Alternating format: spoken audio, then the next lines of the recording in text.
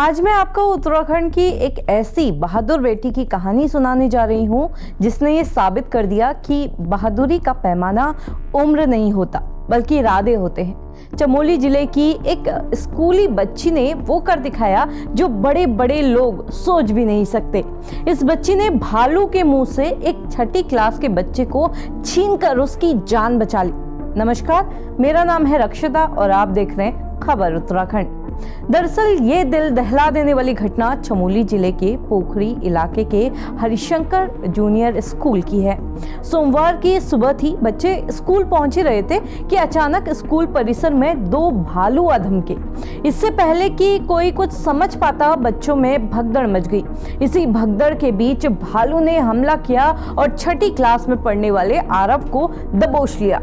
भालू आरव को घसीटते हुए पास की झाड़ियों की तरफ लेकर गया। मंजर इतना खौफनाक था कि सबके सब सहम गए। भालू का जबड़ा और उसमें फंसी एक बच्चे की जिंदगी। ऐसे हालात में कोई भी होता तो वो डर के भाग जाता या कहीं छिप जाता, पर उन सभी बच्चों में कक्षा 8 की एक छात्रा थी, दिव्या चौधरी। उसने जैसे ही आरव को भालू के चंगुल में देखा तो उसने एक पल भी नहीं सोचा। दिव्या को ना उम्र का ख्याल आया, ना अपनी जान का। वो चीखते हुए, शोर मचाते हुए निडर होकर मौत से आरव की जान बचाने के लिए भालू के पीछे दौड़ पड़ी। दिव्या की चीख और अचानक हुए शोर से भालू घबरा गया। उसने आरव को कुछ पंजे मारे जिससे आरव घायल हो गया, लेकिन दिव्या की इस अदम्य साहस को देखकर भालू जख्मी आरव को झाड़ियों में छोड़कर जंगल की तरफ भाग गया। दिव्या ने बताया कि जब भालू आरव को घसीट कर ले जा रहा था तो वो खुद को रोक नहीं सकी। इस पूरी घटना में दिव्या की समझदारी भी उतनी ही अहम रही जितनी उनकी हिम्मत। भालू के पीछे दौड़ने से पहले उसने बाकी बच्चे जो थे स्कूल के, उनको सुरक्षित करने के लिए स्कूल के ही एक कमरे में बंद कर दिया था ताकि कोई और बच्चा खतरे में ना आए। इसके बाद ही वो अकेले आरव को बचाने के लिए दौड़ी।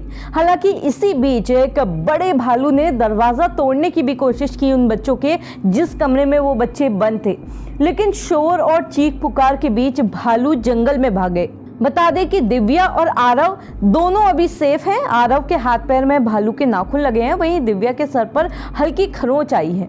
अब ऐसे में सवाल उठने लाजमी है कि जब स्कूल जाने वाले बच्चों को सुरक्षा देने की बातें हुई थी, जब बच्चों को कॉन्वॉय में स्कूल भेजने के दावे किए जा रहे थे, जब स्कूल परिसरों की सुरक्षा को लेकर घोषणाएं हुई थी, तो फिर ये सब जमीन पर क्यों नहीं दिख रहा है? वैसे कोई पहला मामला नहीं है। इसी इलाके में हाल ही में एक और बच्चे पर भालू ने हमला किया था।